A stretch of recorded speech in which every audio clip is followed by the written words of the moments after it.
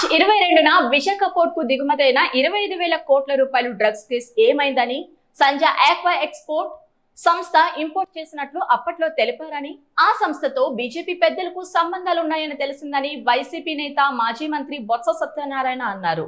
ఆదివారం ఆయన విశాఖలో మీడియాతో మాట్లాడుతూ ఎన్నికల ముందు వైసీపీ పార్టీపై నిందలు వేశారని, పార్లమెంట్లో ఎంపీలు ఈ విషయాన్ని ప్రశ్నించాలని, వాస్తవాలు ఏంటి, ఎందుకు ఉపేక్షిస్తున్నారో చెప్పాలని డిమాండ్ చేశారు. దాని మీద ఆ రోజు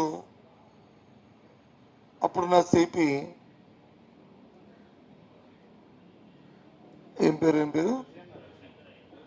రవిశంకర్ అయ్యర్ వచ్చి ఆ డాగ్స్ని పట్టుకుని వెళ్ళి ఇది కొద్దిగా ఆలస్యం అయితే ఇది రాష్ట్ర ప్రభుత్వమే వాంటెడ్లు ఇచ్చేసిందని రాష్ట్ర ప్రభుత్వం మీద అప్పుడున్న ప్రతిపక్షాలు వచ్చి రాష్ట్ర ప్రభుత్వం మీద దుమ్మెత్తిపోయాడు.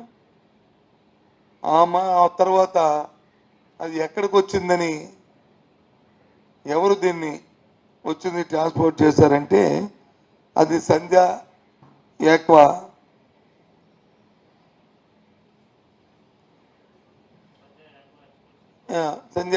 ఎక్స్పోర్ట్ లిమిటెడ్ అని విశాఖపట్నం సంబంధించిన సంస్థ వచ్చి ఇంపోర్ట్ చేసుకుంటుందని, అది సాక్షాత్తు భారతీయ జనతా పార్టీ సంబంధించిన అధ్యక్షురాలు లేకపోతే అప్పుడు ఉన్న నాయకులకి కొందరికి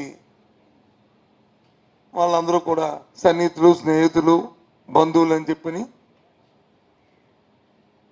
అధికార పక్షంలో ఉన్న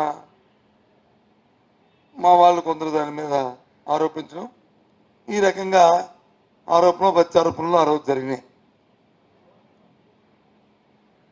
ఒకడు వచ్చి అధికార పార్టీ దీన్ని ఇంపోర్ట్ చేసింది అనేది ఒకటి కాదు, ప్రతిపక్షం తాలూకా భారతీయ జనతా పార్టీ, తెలుగుదేశం పార్టీకి సంబంధించిన బంధువులే దాన్ని ఇంపోర్ట్ చేశారని చెప్పేసి జరిగినాయి.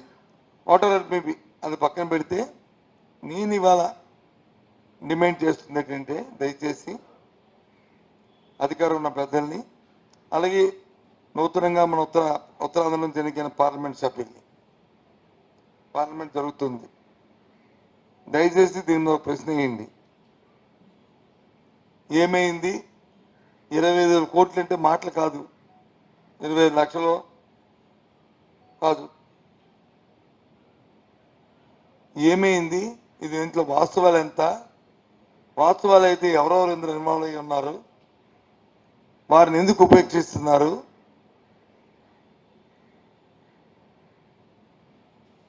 దాంతోపాటు అది వాస్తవం కాకపోతే మన విశాఖపట్నంకి ఒక మంచి పేరు కూడా వచ్చే అవకాశం ఉంది.